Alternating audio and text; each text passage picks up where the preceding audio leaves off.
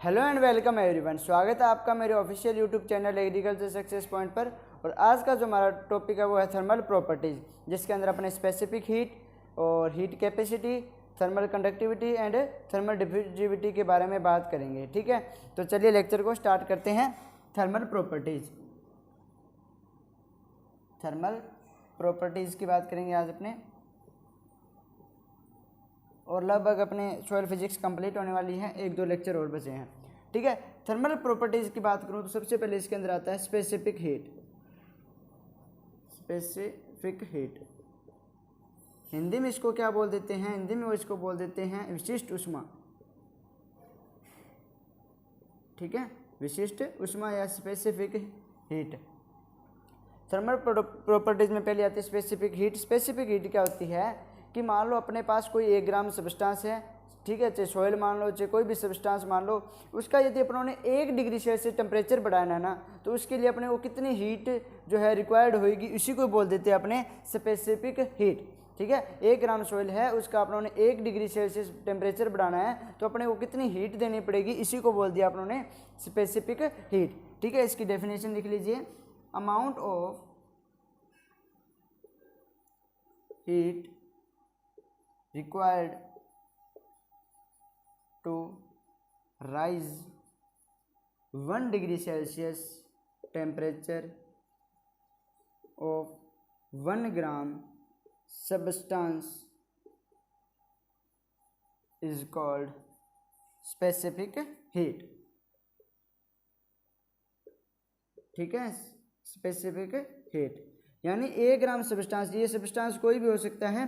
ठीक है, सॉइल हो सकती है, ठीक है, वाटर हो सकता है, कोई भी चीज़ हो सकती है। ठीक है, तो 1 ग्राम सब्सटेंस है, इसका अपनों ने क्या बढ़ाना है, 1 डिग्री सेल्सियस टेम्परेचर बढ़ाना है, तो इसके लिए अपने को कितनी हीट की रिक्वायरमेंट है, उसी को बोल दिया अपनों ने स्पेसिफिक हीट।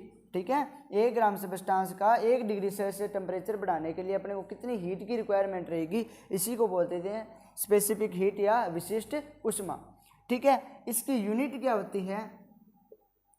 इसकी यूनिट होती है कैलोरी पर ग्राम पर डिग्री सेल्सियस। इसको अच्छे से नोट कर लेना, एग्जाम के अंदर पूछे हुए स्पेसिफिक हीट की यूनिट क्या होती है, तो कैलोरी पर ग्राम पर डिग्री सेल्सियस। ठीक है, ये है अपना स्पेसिफिक हीट। साथ में यहीं पे मैं बता देता हूँ आपको हीट कैपेसिटी, हालांकि उसके भी मैं कराऊंगा, लेकिन ताकि आपको कंपैरिजन समझ में आ जाए। ठीक है, हीट कैपेसिटी क्या होती है, इसके अंदर जैसे अपनों ने लिखा है ना 1 ग्राम सब्सटेंस, बाकी सेम डेफिनेशन रहती है, बस 1 ग्राम सब्सटेंस की जगह क्या आ जाता है, यूनिट मास आ जाता है। ठीक है, कि कोई भी एक यूनिट मास ले लेते हैं, उसका यदि अपनों ने 1 डिग्री सेल्सियस टेम्परेचर बढ़ाना है, तो उसको बोल देते हैं अपने हीट कैपेसिटी। और यदि 1 ग्राम यदि अपने को मतलब स्पेसिफिक चीज़ दे दी कि इतनी चीज़ का बढ़ाना है, तो उसको बोल देंगे स्पेसिफिक हीट। 1 ग्राम का बढ़ाना है तो स्पेसिफिक हीट होएगी। यदि पूरे मास का यानी जो अपने पास टोटल एरिया है उसका बढ़ाना है, यूनिट मास का मतलब चाहे अपने पास 5 किलो सॉइल है 10 किलो, उसका यदि अपनों ने देखना है हीट कैपेसिटी, तो उसको बोल देते हैं उसको हीट कैपेसिटी बोलते हैं। उसके लिए कितनी हीट रिक्वायरमेंट है, हीट कैपेसिटी को बोल देते हैं ऊष्मा क्षमता। ठीक है, अभी इसको कर लेते हैं। आज इसी डस्टर से साफ करना पड़ेगा, वो दूसरा तो बारिश के कारण ख़राब हो चुका है, उसमें सिलन आ गई सारी। इसके बाद में अलग अलग सॉइल की हीट कैपेसिटी है, मतलब जैसे सैंडी सॉइल, क्ले सॉइल, और जैसे वाटर की कितनी होती है, एयर की कितनी होती है, वो सारी लिख लेते हैं। तो सबसे पहले यदि मैं सॉइल की बात करूँ तो सॉइल की हीट कैपेसिटी कितनी होती है, स्पेसिफिक हीट बता रहा हूँ। सॉइल की स्पेसिफिक हीट होती है 0.20। ठीक है, 0.20 कैलोरी। और इसी के अंदर यदि अपने बात करें सैंड की कितनी होती है, तो सैंड की होती है 0.18। और यदि क्ले की बात करूँ मैं, तो क्ले की होती है 0.20। ठीक है, सॉइल की स्पेसिफिक हीट पूछी जाती है एग्जाम के अंदर, तो कितनी होती है 0.20। ठीक है, सैंड की कितनी होती है 0.18, और क्ले की कितनी होती है 0.20 होती है। उसके बाद में अपने बात करें वाटर की, तो वाटर की हीट कैपेसिटी कितनी होती है, हीट कैपेसिटी ना हमारा स्पेसिफिक हीट। ठीक है, वाटर की स्पेसिफिक हीट कितनी होती है, वाटर की स्पेसिफिक हीट होती है 1। ठीक है, उसके बाद में यदि अपने ऑर्गेनिक मैटर की बात करें, ऑर्गेनिक मैटर की स्पेसिफिक हीट कितनी होती है, तो ऑर्गेनिक मैटर की होती है 0.4। उसके बाद में यदि बात करें मिनरल्स की, तो मिनरल्स की होती है 0.18। ठीक है, सॉइल की कितनी होती है स्पेसिफिक हीट 0.20, वाटर की 1, ऑर्गेनिक मैटर की 0.4, मिनरल्स की 0.18। एग्जाम के अंदर ये डायरेक्ट क्वेश्चन पूछे हुए हैं, इनको अच्छे से तरीके से नोट कर लीजिए कि किस चीज़ की स्पेसिफिक हीट कितनी होती है। सॉइल है, यदि अपने पास 1 ग्राम सॉइल है, उसकी यदि अपनों ने 1 डिग्री सेल्सियस टेम्परेचर बढ़ाना है तो अपने को 0.20 कैलोरी जो है उसको हीट देनी पड़ेगी। वाटर के यदि 1 डिग्री सेल्सियस टेम्परेचर बढ़ाना है तो अपने को 1 कैलोरी जो है हीट देनी पड़ेगी। ऑर्गेनिक मैटर की 0.4 होगी और मिनरल की होगी 0.18। ठीक है, ये है सिर्फ 1 ग्राम का, क्योंकि अपनों ने इसकी यूनिट क्या रखी है कैलोरी पर ग्राम पर डिग्री सेल्सियस, मतलब 1 ग्राम। और एक चीज़ देखा करो कि जो अपने यूनिट लिखते हैं ना उसी के अंदर उसकी डेफिनेशन होती है। मान लो देखो अब अपने को क्या पर ग्राम लिखा है तो मतलब पर ग्राम का, ठीक है, पर डिग्री सेल्सियस मतलब 1 डिग्री सेल्सियस टेम्परेचर बढ़ाना है तो कितनी कैलोरी चाहिए, ये इसकी डेफिनेशन लिखाई है मैंने। ठीक है, ये आपको अच्छे से समझ आ गया होगा। इसके बाद अपने बात कर लेते हैं हीट कैपेसिटी की। हीट कैपेसिटी की बात कर लेते हैं। हीट कैपेसिटी, और यदि आप मेरे चैनल पे नए हैं चैनल को सब्सक्राइब कर लेना और बेल आइकन को दबा देना ताकि मेरी हर वीडियो का नोटिफिकेशन आपको मिल सके, और वीडियो को लाइक ज़रूर कर देना। अब देखिए हीट कैपेसिटी क्या होती है। हीट कैपेसिटी होती है कि अपने पास कोई यूनिट मास है, उसका यदि अपनों ने 1 डिग्री सेल्सियस टेम्परेचर बढ़ाना है ना तो उसके लिए कितनी हीट रिक्वायरमेंट है उसी को बोल दिया अपनों ने हीट कैपेसिटी। इसको बोलते हैं ऊष्मा क्षमता, ऊष्मा क्षमता। ठीक है, इसको बोल दिया अपनों ने हीट कैपेसिटी या ऊष्मा क्षमता। ठीक है, अपने और बेहतरीन तरीके से समझ लेते हैं। जैसे मेरे पास मार्कर है, ठीक है, इसको अपने कोई सब्सटेंस मान लेते हैं। ठीक है, ये मेरे पास मान लो पूरा टोटल है, यूनिट मास है। ठीक है, ये मेरे पास टोटल है। इसका यदि मैं 1 डिग्री सेल्सियस टेम्परेचर बढ़ाता हूँ तो इसके लिए मेरे को जितनी हीट की रिक्वायरमेंट होगी तो उसको बोल देंगे हीट कैपेसिटी। और मान लो ये मेरे पास इसका कैप है, ठीक है, ये मान लो 1 ग्राम है। ठीक है, 1 ग्राम सब्सटेंस है, यदि इसका मैंने 1 डिग्री सेल्सियस टेम्परेचर बढ़ाना है तो इसको क्या बोलेंगे, अपने जो हीट की रिक्वायरमेंट होगी उसको बोलेंगे स्पेसिफिक हीट। ठीक है, इसके लिए स्पेसिफिक हीट लागू होगी और इस पूरे के लिए यूनिट मास के लिए क्या होगी, हीट कैपेसिटी। आई होप कि आपको अच्छे से समझ आ गया होगा। ठीक है, इसकी डेफिनेशन लिख लेते हैं। Amount of heat required to raise 1 degree Celsius temperature, amount of heat required to rise 1 degree Celsius temperature of unit mass is called heat capacity। ठीक है, क्या बोलते हैं इसको, हीट कैपेसिटी बोल देते हैं कि अपने पास कोई यूनिट मास है, ठीक है, उसका अपनों ने क्या बढ़ाना है 1 डिग्री सेल्सियस टेम्परेचर बढ़ाना है तो उसके लिए जितनी हीट की रिक्वायरमेंट होती है इसी को क्या बोल देते हैं, हीट कैपेसिटी या ऊष्मा क्षमता। ठीक है, ये आपको समझ आ गया होगा। इसकी यूनिट क्या होती है हीट कैपेसिटी की, तो हीट कैपेसिटी की यूनिट होती है कैलोरी पर डिग्री सेल्सियस। उसमें अपनों ने 1 ग्राम लिखा था तो वहाँ पे क्या आ गया था 1 ग्राम, यहाँ पे यूनिट मास का है तो टोटली क्या आ जाएगा कैलोरी पर डिग्री सेल्सियस। अब एक चीज़ समझिए कि मैंने बात की यूनिट मास की, ठीक है, और स्पेसिफिक हीट क्या होता है कि 1 ग्राम की बात करता है उसमें। तो यदि मैंने, ठीक है, यदि मैंने हीट कैपेसिटी निकालनी है, ठीक है, यदि मैंने हीट कैपेसिटी निकालनी है तो क्या लिखूंगा कि जो स्पेसिफिक हीट है ना उसको वेट से मल्टीप्लाई कर दूंगा। ठीक है, अब इसको भी समझ लीजिए। अपने पास क्या, ये 1 ग्राम सोइल मान लो, ठीक है, यदि इसका स्पेसिफिक हीट है और अपने पास टोटल ये सोइल थी, ठीक है, इसमें से अपनों ने क्या किया 1 ग्राम सोइल निकाल ली और इसकी स्पेसिफिक हीट ज्ञात कर ली। ठीक है, अब ये इसको क्या करें, मतलब टोटल तो हीट कैपेसिटी तो क्या होती है यूनिट मास की होती है, मतलब इस टोटल की हीट कैपेसिटी होगी। ठीक है, तो इस टोटल का जो वेट होएगा ना उसको हीट कैपेसिटी मतलब स्पेसिफिक हीट से मल्टीप्लाई कर देंगे तो अपने पास हीट कैपेसिटी आ जाएगी, मतलब इस पूरी यूनिट मास की अपने पास क्या आ जाएगी हीट कैपेसिटी। स्पेसिफिक हीट 1 ग्राम की निकलेगी, टोटल जो वेट था उससे मल्टीप्लाई करेंगे तो हीट कैपेसिटी आ जाएगी। ठीक है, इसके बाद में यदि बात करूँ मैं, यदि मैंने स्पेसिफिक हीट निकालनी है तो आपको ये चीज़ें तो पता ही होगा कि ये इधर इसके अपोजिट में चला जाता है। स्पेसिफिक हीट ज्ञात करनी है तो क्या हो जाएगा हीट कैपेसिटी अपॉन में वेट। ठीक है, हीट कैपेसिटी में वेट हीट कैपेसिटी को वेट से डिवाइड कर दीजिए, अपने पास क्या आ जाएगी, स्पेसिफिक हीट आ जाएगी। ठीक है, ये हो गया अपना हीट कैपेसिटी और स्पेसिफिक हीट। इसके बाद में आता है थर्मल कंडक्टिविटी। ठीक है, क्या आता है, thermal conductivity. Thermal conductivity Hindi में इसको क्या बोल देते हैं, ऊष्मा चालकता।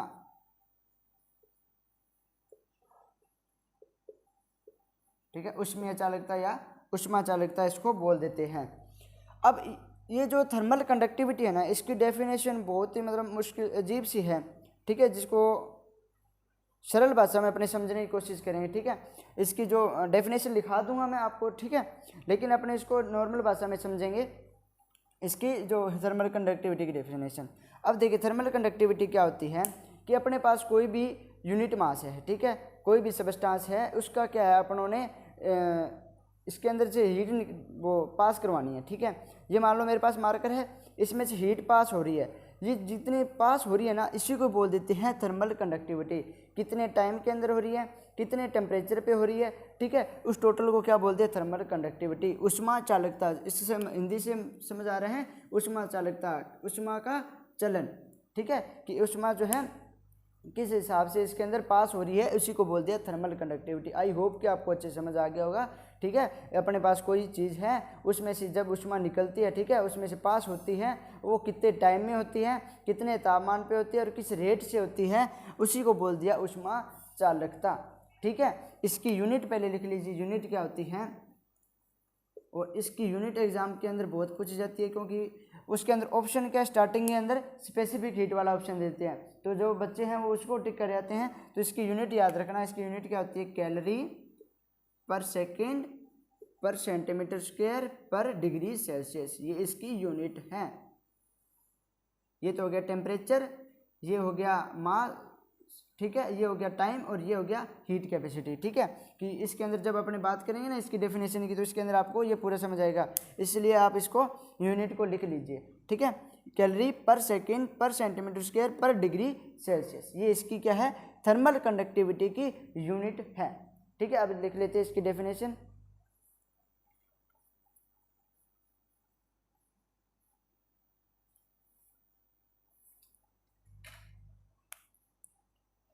लिखिए, amount of heat transmitted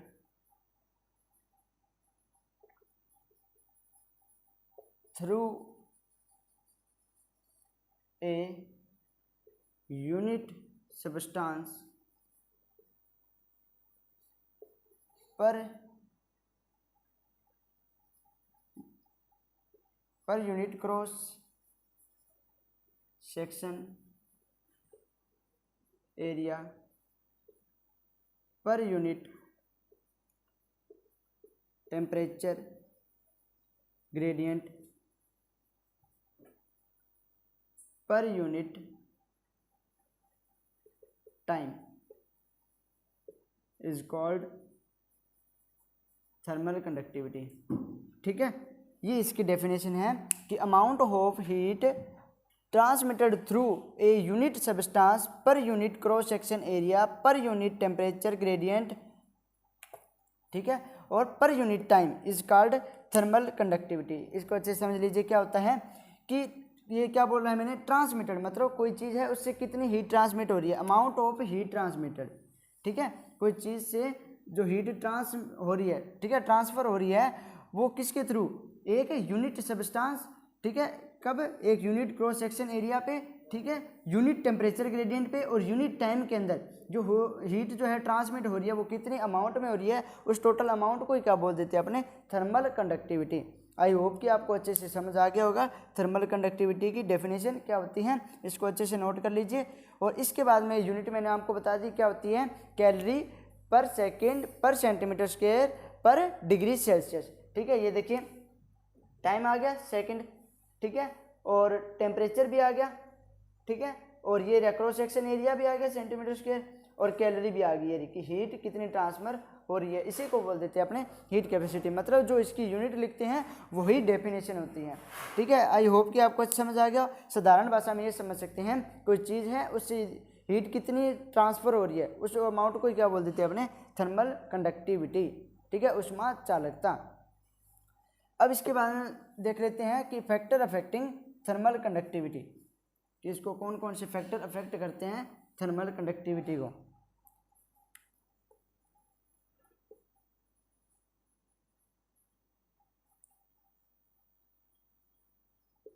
thermal conductivity को कौन कौन से फैक्टर अफेक्ट करते हैं। ठीक है, फैक्टर अफेक्टिंग। तो देखिए, पहला यदि अपनी बात करें मॉइस्चर की, लेकिन मॉइस्चर से पहले आप एक पोरोसिटी वाला कंसेप्ट समझ लीजिए, उसके बाद क्या है आपको सारे समझ आ जाएंगे।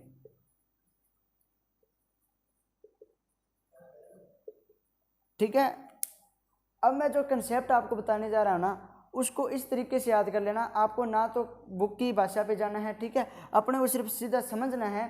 ठीक है, थर्मल कंडक्टिविटी कैसे इफेक्ट होती है। ठीक है, अब एक चीज़ याद रखना, जो सैंड सॉइल है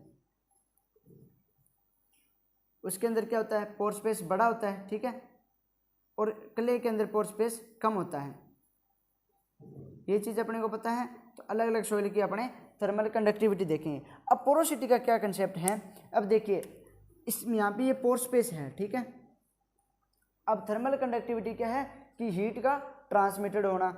अब यहाँ से हीट आई, इस पार्टिकल को छुआ, अब यहाँ पे स्पेस आ गया, अब ये तो यहीं पे रुक गई हीट, अब धीरे धीरे इस पार्टिकल के पास आएगी, फिर इससे ट्रांसमिट होएगी, फिर ये यहाँ पे रुक जाएगी, धीरे धीरे आएगी, फिर इससे ट्रांसमिट आएगी। मतलब ये अपने पास पार्टिकल थे, अब यहाँ से आई, फिर बीच में स्पेस आ गया, फिर धीरे होगी, फिर स्पेस आ गया, तो इससे क्या होगी थर्मल कंडक्टिविटी डाउन होती जाएगी। पास मतलब एक तो स्पीड से हो रही थी, मान लो ये पार्टिकल है, तो एक तो स्पीड से हो रही थी, मतलब यहाँ पे इसको 5 मिनट लग रहे थे, तो यहाँ पे इसको कितने लगेंगे 10 मिनट, तो इसकी थर्मल कंडक्टिविटी क्या हो जाएगी, कम हो जाएगी, मतलब धीरे धीरे आ रही है। ठीक है, तो इस चीज़ को अच्छे से याद रख लेना कि जब पोरोसिटी बढ़ेगी क्या होगी, पोरोसिटी बढ़ेगी तो थर्मल कंडक्टिविटी जो है वो कम हो जाएगी। आई होप कि आपको अच्छे से समझ आ गया होगा क्या कहना चाहता हूँ। कि यहाँ पे देखिए, यहाँ पे पोर स्पेस था, ठीक है, तो यहाँ पे जो हीट थी वो धीरे धीरे ट्रांसमिट हो रही थी, और यहाँ पे पोर स्पेस नहीं है तो हीट जल्दी से ट्रांसमिट होगी, तो इसीलिए पोरोसिटी बढ़ेगी तो थर्मल कंडक्टिविटी घट जाएगी, और पोरोसिटी घटेगी तो थर्मल कंडक्टिविटी बढ़ जाएगी। इसके बाद में सेकेंड पॉइंट ले लेते हैं अपने मॉइस्चर।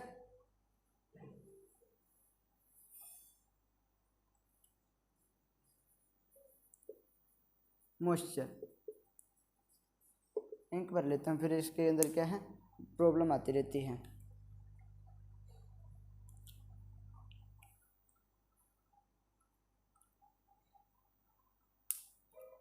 अब पोरोसिटी वाला कंसेप्ट हर जगह अप्लाई करने की कोशिश करेंगे। अब देखिए मॉइस्चर की बात करूँगा, ये सॉइल है, ठीक है, पोर स्पेस था, यहाँ पे क्या हो गया पानी भर गया। अब ठीक है, क्या भर गया, यहाँ पानी भर गया। अब हीट आई, ठीक है, वो इससे टकराई, इस पार्टिकल से होते होते पानी के अंदर चली गई। ठीक है, अब पानी को भी क्रॉस कर लिया इसने, इस पार्टिकल, तो यहाँ से क्या जल्दी आ रही है। ठीक है, पोर स्पेस नहीं है, एक तो एयर थी, एयर के अंदर वो रह रही थी हीट, ठीक है, पार्टिकल्स के साथ। अब यहाँ पे क्या है वाटर है, वाटर भी क्या करते हैं हीट को ट्रांसमिट करता है। तो जब ये मतलब पानी जो है वो इसको पार्टिकल को जोड़ के रखेगा, और ये पानी से होती हुई हीट जल्दी पहुँच जाएगी इस पार्टिकल के अंदर। तो याद रखना कि जब मॉइस्चर बढ़ेगा तो थर्मल कंडक्टिविटी क्या होगी, बढ़ेगी, क्योंकि यहाँ पे क्या है अपने वाला कंसेप्ट लगा के देखना है, और कोई कंसेप्ट देखना नहीं है। कि ये देखो यहाँ पे तो सर पोर स्पेस था तो जा नहीं पा रहा था, यहाँ पे क्या आ गया पोर स्पेस की जगह पानी आ गया, और ये पानी क्या है जल्दी से इसको क्या कर रहा है ट्रांसमिट कर रहा है। तो मॉइस्चर बढ़ेगा तो थर्मल कंडक्टिविटी बढ़ जाएगी। इसके बाद देखिए थर्ड पॉइंट यदि मैं बात करूँ टिलेज से,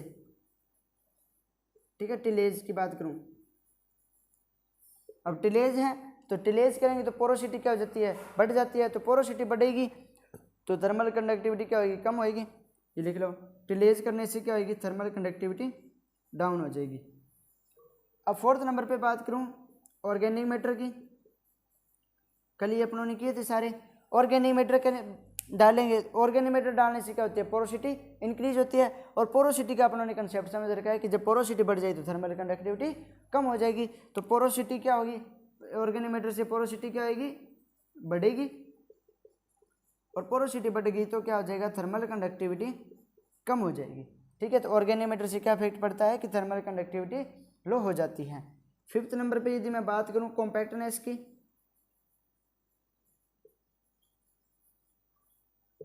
और ये कंसेप्ट कोई बुक नहीं बताती है। जिस हिसाब से मैंने बताया था ना कि ये पोर स्पेस होता है, इसके अंदर कोई बुक नहीं बताती, ये मैंने अपने हिसाब से बताया ताकि आपको आसानी से समझ आ जाए कि इसके अंदर देखो पोर स्पेस था तो हीट ट्रांसमिट धीरे धीरे हो रही थी। ठीक है, जब ये पार्टिकल पास पास में आ जाएंगे तो हीट ट्रांसमिट जो ज़्यादा होगी, या इसके बीच में कोई चीज़ जैसे पानी वगैरह कोई आ जाएगा, हीट ट्रांसमिट बढ़ जाएगी पोर स्पेस की बजाय। ठीक है, तो इसको कंसेप्ट को अच्छे से याद रखना ताकि आपके सारे पॉइंट कवर हो जाएंगे। कॉम्पैक्टनेस की बात करूँ, अब कॉम्पैक्टनेस का मतलब क्या होता है कि पार्टिकल का क्या हो जाना, कॉम्पैक्ट हो जाना, पास पास आ जाना। और कॉम्पैक्ट होते हैं तो अपने को पता है कि पास पास आ गए, अब पोर स्पेस बचा नहीं है, पोर स्पेस नहीं बचा तो इसकी थर्मल कंडक्टिविटी बढ़ जाएगी। तो कॉम्पैक्टनेस से क्या होता है कि थर्मल कंडक्टिविटी इसकी बढ़ जाती है। ठीक है, ये था अपना थर्मल कंडक्टिविटी। इसकी डेफिनेशन की बात है, ज़्यादातर एग्जाम के अंदर क्या पूछा जाता है, इसकी डेफिनेशन डायरेक्ट जो मैंने लिखाई है वो डायरेक्ट आ जाती है, और ऑप्शन दिए होते हैं heat capacity, thermal conductivity, thermal diffusivity, ठीक है, स्पेसिफिक हीट, ये ऑप्शन दिए होते हैं और आपको किस पे टिक करना होता है, थर्मल कंडक्टिविटी पे। ठीक है, उसके बाद में एग्जाम के अंदर क्वेश्चन क्या आता है, इसकी यूनिट क्या है, तो यूनिट आपको बता दी कैलोरी पर सेकेंड पर डिग्री सेल्सियस पर सेंटीमीटर स्क्वायर। उसके बाद में एग्जाम के अंदर ये पूछ लिया जाता है कि ऑर्गेनोमीटर बढ़ेगा तो थर्मल कंडक्टिविटी पे क्या इफेक्ट पड़ता है, थर्मल कंडक्टिविटी क्या हो जाती है, कम हो जाती है। ठीक है, अब अपने बात कर लेते हैं थर्मल डिफ्यूजिविटी। एक टर्म है थर्मल डिफ्यूजिविटी, छोटी सी टर्म है, उसकी डेफिनेशन देखनी है और कुछ नहीं है, और उसकी यूनिट याद रखनी है। यूनिट से क्वेश्चन आता है, डेफिनेशन भी बहुत कम पूछते हैं, तो अपने देख लेते हैं क्या होता है। थर्मल डिफ्यूजिविटी, ठीक है, थर्मल डिफ्यूजिविटी। अब थर्मल डिफ्यूजिविटी क्या एक रेशियो है। ठीक है, थर्मल डिफ्यूजिविटी क्या एक रेशियो है, किसके बीच में रेशियो, थर्मल कंडक्टिविटी और जो वॉल्यूम बेस्ड हीट कैपेसिटी है उसका जो रेशियो होता है उसी को बोल देते हैं अपने थर्मल डिफ्यूजिविटी। किसका रेशियो, थर्मल कंडक्टिविटी का और वॉल्यूम बेस्ड जो हीट कैपेसिटी है उसका जो रेशियो होता है उसको बोल देते हैं थर्मल डिफ्यूजिविटी। तो लिख देंगे it is a ratio of thermal conductivity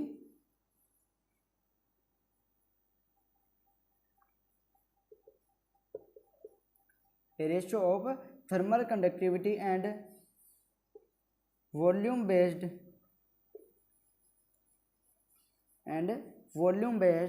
heat capacity।